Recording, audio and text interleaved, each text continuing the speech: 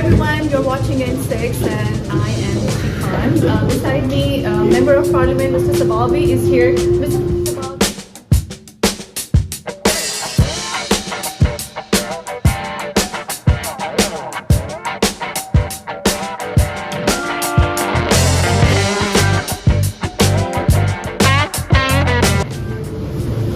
Hi everyone, you're watching N6 and I am Nishi. Beside me, Member of Parliament Mr. Sabawy is here. Mr. Sabawy, first of all, I would like to pass thank you to you from all Muslim community that whatever nice gesture, I mean, you have done all of Star today for all Muslim community here in Erin Mills.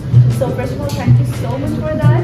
And what's your opinion about it? And what's your message to all Muslim community, especially in Ramadan? Well, tonight event was like media update. So there was like Muslims and non-Muslims, but we took the opportunity to celebrate Ramadan, and because we want to do it in the evening after the business day, so it was like very suitable for Ramadan. So iftar, and that's good. And my message is like, you know, Ramadan is many things. It's not only the food or lending. It's charity, it's spirituality, it's reflection. It's many things which Ramadan represents, which is, as I said in my speech, the first day of Ramadan was the first day of the most holiest Lent for Muslims as well. So we started fasting and Lenting together the same day, which is identical. That's what I said in my speech. It's big portion of similarities. Let's capitalize on similarity.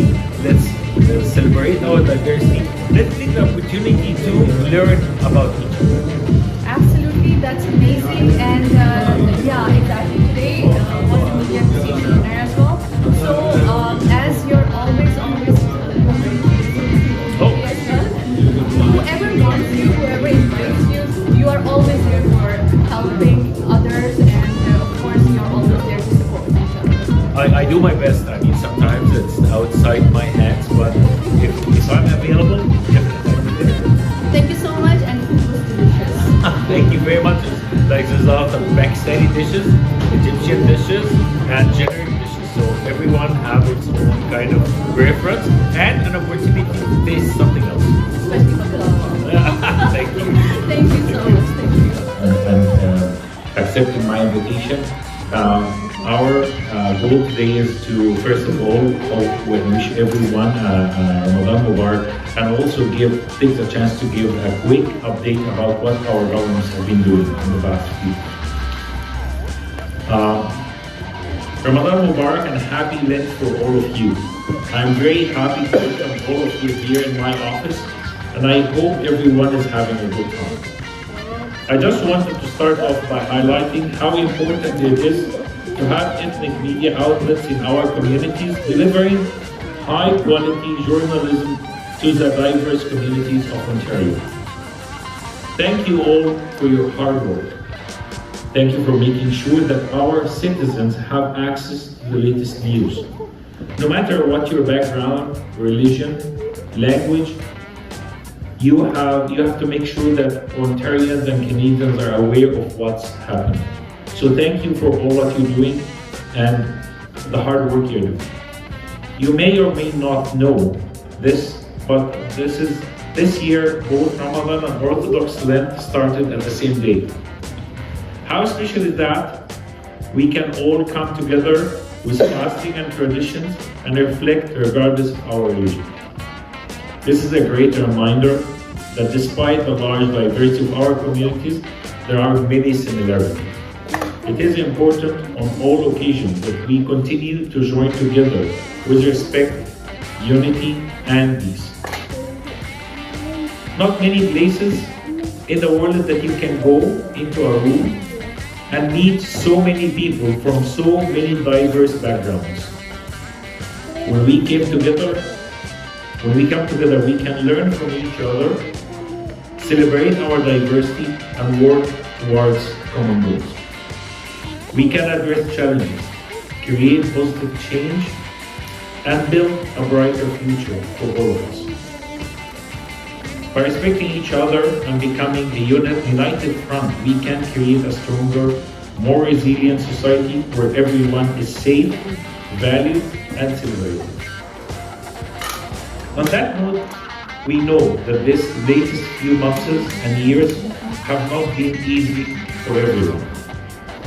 From pandemic and inflation to natural disasters, wars, and increasing violence on our streets. Times are tough. People need a break. And now, more than ever, our government is firmly committed to supporting Syrians. I have said it before, and I will say it again.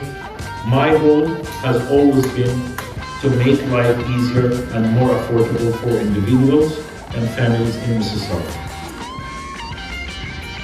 When we came to office 6 years ago, people were struggling. We committed to making life more affordable. We abolished the costly liberal carbon pricing program and later decreased the gas tax by 10 cents per liter. We froze fees for driver's license renewals, and we abolished the license plates renewal fees entirely. Under our watch, minimum wage was responsibly increased to $16.55 per hour, and ODSP rates have been tied to inflation. To support parents struggling with high cost of childcare, we negotiated the best deal possible for Ontarians, cutting costs to $10 per day and minimize and maintain flexibility. To supporting transit riders, we recently implemented the One Fare program, allowing transfers between transit organizations at no additional cost, saving commuters up to $1,600 per year. Most recently, legislation had been proposed that would, if passed, abolish tolls on provincial highways and prohibit future governments from implementing a carbon tax without referendum. We promised that we would be there to support the people of Mississauga. We promised to improve affordability and build the infrastructure, and we are getting it done. Right here in Mississauga, we are seeing investments in infrastructure like have never been before. For example, the South Coast Community Center, a cornerstone of local neighborhoods in Erin Mills, required a $61 million reconstruction fees. After it got rejected by the federal government, I have worked with the Ontario government to provide more than 70% of the funding to get shovels in the ground faster. In education, we are building and expanding schools in Mississauga. Thomas Street's Public Middle School recently completed a $4 million expansion, allowing 160 new spaces for students. With our support, Our Lady of Mercy Catholic Elementary School added 73 new child care spaces, and St. Jean Baptist Catholic Elementary added 13.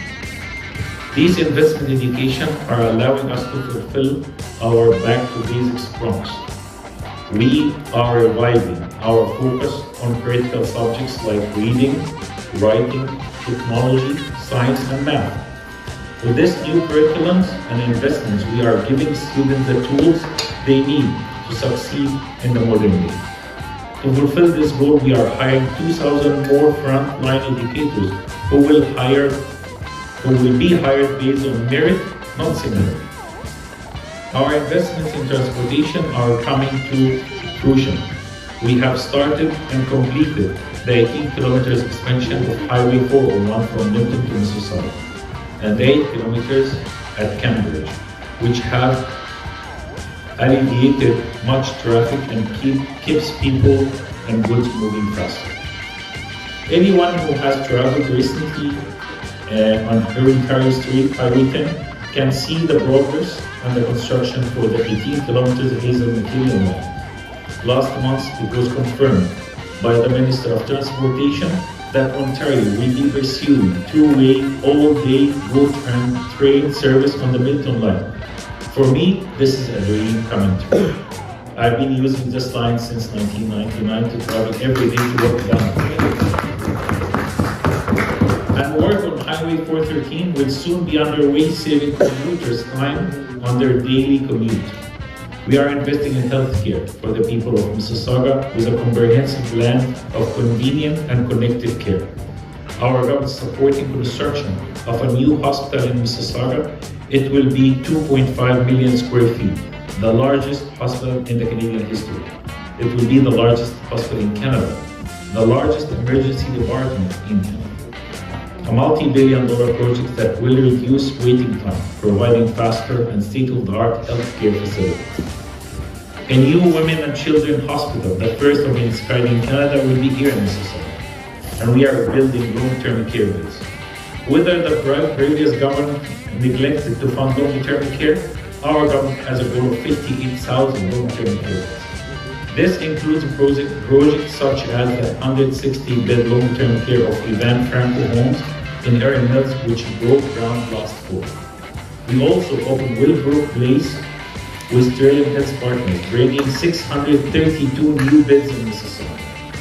Just to compare, the previous government only brought 640 beds to Ontario in 7 years. We brought that in one project here in Mississauga only. And we are building housing. When driving the other day on Bernard Thorne towards Square One, I can count 11 cranes. That's almost a dozen new buildings under construction just in this one neighborhood. But this is still more that need to be done.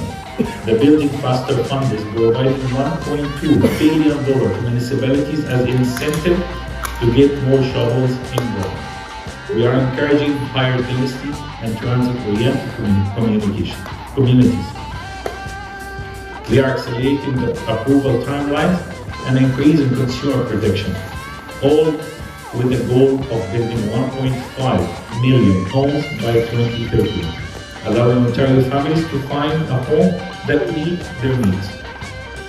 We are not just building infrastructure, we are creating the conditions that attract investment from the private sector and bring new jobs to the province.